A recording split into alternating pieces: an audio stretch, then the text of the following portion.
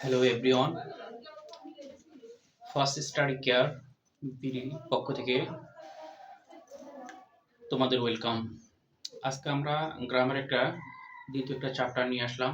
আমরা প্রথম চ্যাপ্টার নিয়ে একটু আলোচনা করেছি, দ্বিতীয় চ্যাপ্টার এটা আমরা সেকেন্ড চ্যাপ্টার নিয়ে একটু আলোচনা করব। দেখো, আমরা এর আগে অ্যালফাবেট নিয়ে আলোচনা করেছিলাম, কিন্তু এগুলো গ্রামার আমরা স্টেপ বাই স্টেপ আমরা পাবো যখন আমরা ফার্স্ট স্টাডি বিডি পেজ অথবা ফার্স্ট স্টাডি আমরা যখন ইউটিউবে যাব আমরা এগুলো পেয়ে যাবো এখান থেকে। দেখো, আজকে আমরা আলোচনা করব হলো ভয়েল অ্যান্ড কনসোনেন্ট নিয়ে আলোচনা করব। ভয়েল, দেখো ভয়েল কি? ভয়েল হলো তোমার এ ই আই ও ইউ। এই পাঁচটি হলো তোমার কি ভয়েল।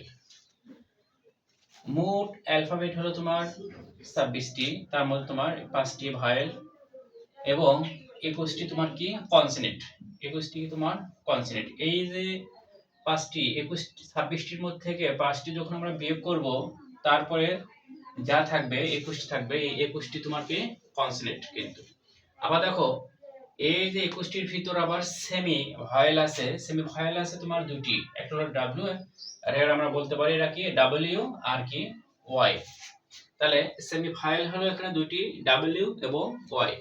লক্ষণীয় বিষয় দেখো, এই যে ডাব্লিউ আর ওয়াইটা কখন ভয়েলের কাজ করবে আর কখন কনসোনেন্টের কাজ করবে। ডাব্লিউ ও ওয়াই যখন কোনো ওয়ার্ডের প্রথমে বসে তখন সেটা কি কনসোনেন্টের কাজ করবে। কি কাজ করবে? সেটা কনসোনেন্টের কাজ করবে। কিন্তু एग्जांपल দেখো, ওয়ার আর কি ইয়ার, এটা এখানে দুটাই কি করছে? কনসোনেন্টের কাজ করছে। কিন্তু এই দুটো কনসোনেন্ট যেহেতু প্রথম বসছে, এই একটা ওয়ার্ডের প্রথম বসলে তখন কি করবে? সেটা কনসোনেন্টের কাজ করবে। আর ডাব্লিউ ও ওয়াই যখন কোনো ওয়ার্ডের মাঝে কাজ করবে, মাঝে বসবে কাজ করবে, তখন এখানে এজ এ কাজ করছে আই এবং কি কাউ।